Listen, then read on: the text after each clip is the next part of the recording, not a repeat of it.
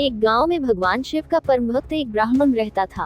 पंडित जी जब तक रोज सुबह ब्रह्म मुहूर्त में उठकर नित्य कर्मों से निवृत्त होने के पश्चात भगवान शंकर का पूजन नहीं कर लेते, तब तक उन्हें चैन नहीं पड़ता था। जो कुछ भी दान दक्षिणा में आ जाता उसी से पंडित जी अपना गुजारा करते थे और दयालु इतने थे कि जब भी कोई जरूरतमंद मिल जाता अपनी क्षमता के अनुसार उसकी सेवा जरूर करते थे। इस कारण शिव के परम भक्त ब्राह्मण देवता ओढ़ी हुई गरीबी का जीवन व्यतीत कर रहे थे। पंडित जी की इस दानी प्रवृत्ति से उनकी पत्नी उनसे चिढ़ती तो थी, किंतु उनकी भक्ति परायणता को देख उनसे अत्यधिक प्रेम करती थी, इसलिए वह कभी भी उनका अपमान नहीं करती थी। साथ ही अपनी जरूरत का धन वह आस पड़ोस में मजदूरी करके जुटा लेती थी। एक समय ऐसा आया जब मंदिर में दान दक्षिणा कम आने लगी, जिससे पंडित जी को आर्थिक तंगी का सामना करना पड़ा। घर की मूल आवश्यकताओं की पूर्ति नहीं होने के कारण ब्राह्मणी दुखी रहने लगी। इसी तरह दिन बीतने लगे। एक दिन महाशिवरात्रि का दिन आया। उस दिन भी पंडित जी हमेशा की तरह ब्रह्म मुहूर्त में उठकर नित्य कर्मों से निवृत्त होने के लिए नदी की ओर चल दिए। संयोग से उस समय उस राह से पार्वती और शिव जी गुजर रहे थे। अचानक से पार्वती जी की नजर पंडित जी पर पड़ी।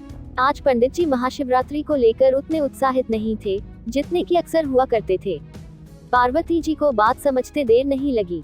उन्होंने शिव जी से कहा, भगवान, यह ब्राह्मण देवता प्रतिदिन आपकी उपासना करते हैं, फिर भी आपको इसकी चिंता नहीं है। पार्वती जी की बात सुनकर शिव जी बोले, देवी, अपने भक्तों की चिंता मैं नहीं करूंगा तो कौन करेगा?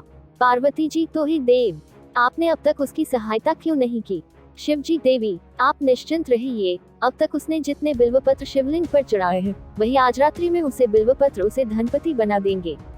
यह बातचीत करके पार्वती जी और शिव जी तो चल दिए, किंतु संयोग तो देखिए, उसी समय उस राह से एक व्यापारी गुजर रहा था। उसने छुपकर शिव पार्वती का यह वार्तालाप सुन लिया। व्यापारी ने अपना दिमाग चलाया, अगर बिल्वपत्र से ब्राह्मण धनपति हो सकता है तो फिर मैं क्यों नहीं हो सकता? यही सोच वह ब्राह्मण के घर पहुंच गया और ब्राह्मण से बोला, पंडित जी, आपने अब तक जितने भी बिल्वपत्र शिव पूजन में चढ़ाए हैं वह सब मुझे दे दीजिए, बदले में मैं आपको 100 स्वर्ण मुद्राएं दूंगा। पंडित जी ने अपनी पत्नी से पूछा तो वह बोली, पुण्य का दान ठीक तो नहीं, किंतु दे दीजिए, हमें धन जरूरत है, इसलिए दे दीजिए। पंडित जी ने सारे बिल्वपत्र के बोरे में भरकर सेठ जी को दे दिए। बिल्वपत्रों का बोरा लेकर सेठ जी पहुंच गए मंदिर और शिवलिंग पर चढ़ाकर देखने लगे तमाशा कि कब शिव जी कृपा करे और कब वह धनपति हो। प्रतीक्षा करते करते सेठ जी को आधी रात हो गई। सेठ जी चमत्कार देखने के लिए बहुत उतावले हो रहे थे। आखिर तीसरा पहर गुजरने के बाद सेठ जी के सब्र का बांध टूट ही गया और क्रोध में आकर सेठ जी शिवलिंग को झकझोरने लगे। अब हुआ चमत्कार, सेठ जी के हाथ शिवलिंग से ही चिपके रह गए। उन्होंने बहुत प्रयास किया किंतु हाथ हिले तक नहीं।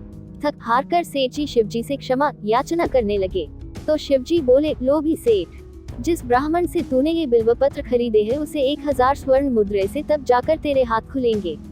प्रातःकाल जब पंडित जी पूजन के लिए आए तो देखा कि सेठ शिवलिंग पर हाथ चिपकाकर रो रहा है। उन्होंने पूछा तो सेठ बोला, पंडित जी, शीघ्रता से मेरे बेटे को 1000 स्वर्ण मुद्राएं लेकर मंदिर आने को कहिए। पंडित जी ने सेठ के बेटे को बुलाया और सेठ ने वह स्वर्ण मुद्राएं ब्राह्मण को दिलवा दी और सेठ मुक्त हो गया।